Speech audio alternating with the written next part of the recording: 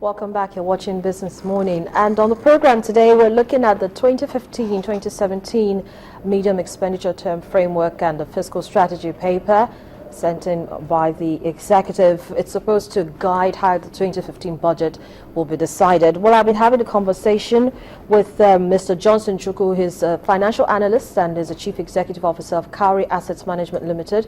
He joins me here in the studio. Good morning, Mr. Johnson. Thank you so much for coming in. Good morning. And I'll be joined from our Abuja studio by a development economist, Mr. Overtly Awegbara. Good morning, Mr. Awegbara. Thank you so much for coming in this morning.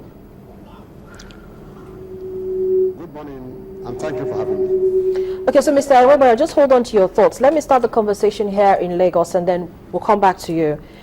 Now, Mr. Johnson, it's interesting that, every year around this time, the executive puts together the medium-term expenditure framework and FSP for a period of 3 years. It's supposed to judge how the budget is actually formed and, let's say, improve resource allocation between and across sectors. Now, looking at the one for 2015-2017, does it fit this bill? Well, I think there are major challenges with what the President sent to the National Assembly with respect to the 2015-2017 medium-term expenditure framework and fiscal strategy paper, particularly with respect to the projections, revenue projections. You see that the revenue projections seem to be overtly optimistic. I think at 11.1 trillion projected revenue, oil price of about $78 per barrel, and production of about 2.236 million barrels per day seem to be very, very optimistic. I don't know if you look at the realities on the ground, if we can achieve those targets. And that could actually, because the foundation of the budget is going to be based on the revenue. So if the revenue budget is extremely impossible to achieve, then the expenditure side of the budget will also be difficult to meet, because you're going to project expenditure that will align with your projected revenue. And this revenue seems to be, like I said, optimistic. I don't think, if you look at the crude price today, yes, crude price is doing about $86. Yes. But there's a tendency that the crude price could still drop around below that, particularly because this biggest OPEC producer, Saudi Arabia, has said, look, that OPEC members should prepare for relatively low oil prices. That simply means they were giving an indication that they're not ready to reduce their volume. They would rather have produce higher volumes so as to bring down, keep the prices down. And they have their reasons for that. Then you also look at Iran, and Iraq has also joined in that league. And if you consider the fact that we are still having challenges in Iran, Iraq, Libya in terms of production, at such time when oil prices are still down, by the time you address the challenges you have in those countries, you see them producing to their enormous level, then you're going to see additional supply coming to the market, which will further depress the price. So I think in terms of oil price, the $78 per barrel seem to be overly optimistic. Last year we used $77.5 dollars per barrel. And remember that even the 77.5 was as a result of an increment by the National Assembly. Yeah. Okay. So, and now we're having a strategy paper that says we're even going to start at 78 instead of pulling back, given the current situation on the ground.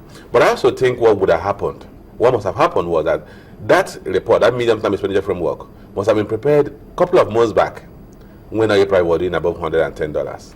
So now, based on the reality on ground, and from what your projections are, that we expect to see maybe oil prices getting to as low as $80 per barrel, where should we actually begin to push for the benchmark for oil price to be at?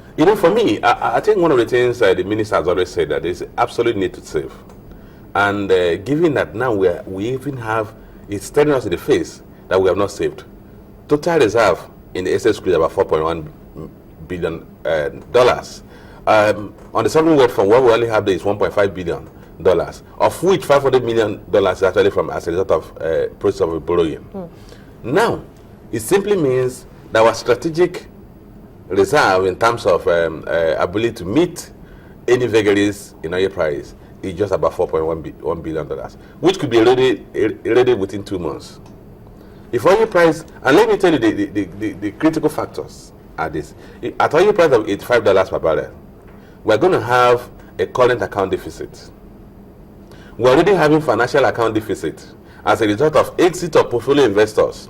So if you also have a current account deficit because the price of oil is no longer enough to cover the import bills of this country, then you're going to have a quick erosion of your reserve. Hold on to your thoughts. Mr. Awegbara, let me bring you in on this conversation. Up until now, we know that many market watchers did not believe that there was going to be a sudden plunge in oil prices, like it was never ever going to happen. But we've seen that in the last 5 months. Since June till now, oil prices have dropped from $115 per barrel to about $86 per barrel. And like Mr. Johnson has just said, from the way the indications are looking, Saudi Arabia doesn't seem to want to budge in terms of trying to, cut how, or begin to talk about how we should be seeing maybe a drop in oil prices, for instance. What are your thoughts? First and foremost, let me make it clear here that last year I said before December that the oil prices will hover between between $110 and $100 per barrel. Now, what happens recently is what I always say, that oil prices are not determined by demand supply. It's not demand supply determinant, but it is manipulated. Now, the problem Russia has with the West has been the reason why the West wants to crash the oil price, so that Russian economy that is dependent on oil will be badly hit. That's what happened between 1985 and 1990, when the oil prices plunged, and as a result, it brought down the Soviet Empire. And in the beginning of this century, the West raised the price of oil so high in order to stifle Chinese economic growth. So what is going on now is a manipulation to really hit Russian economy badly. Now, the issue of supply-demand does not come here. It is a manipulation. Now, the problem the West has is that it is no longer in control of oil demand.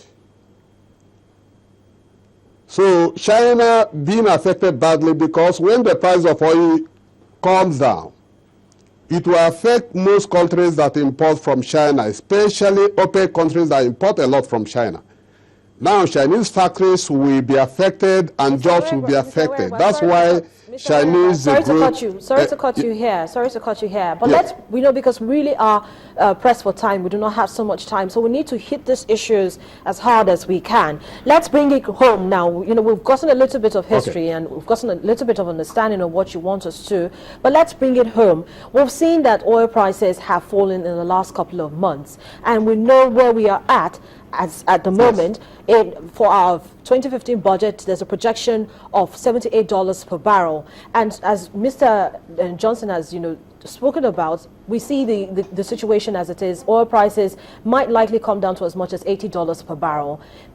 And before now, a lot of market analysts did not feel like it was going to happen. And so the situation has practically, met us at our doorstep. How can we begin to address it, is what I'm asking.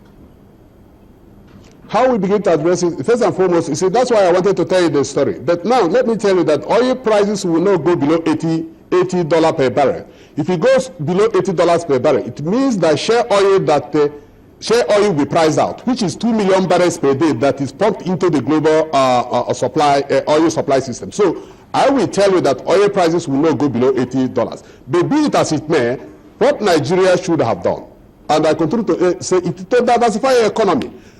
If we have diversified economy through investing massively in infrastructure, then this impact will be less on our economy. So what I'm saying now is that we can be comfortable enough to put to benchmark the oil price at $78 per barrel.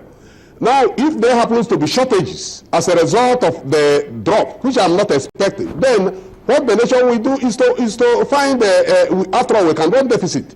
But my fear is that the deficit will be on the capital side, not on the recurrent side. So Nigeria would insist on, the budget will insist on $78 per barrel. And I think that's comfortable enough. I don't think it is, I don't think it is something frightening if we put it at 78 barrels per dollar. Because, as I said, the oil price will not go below 80. But if it happens to go, it will not go below 78. But, let's see what happens.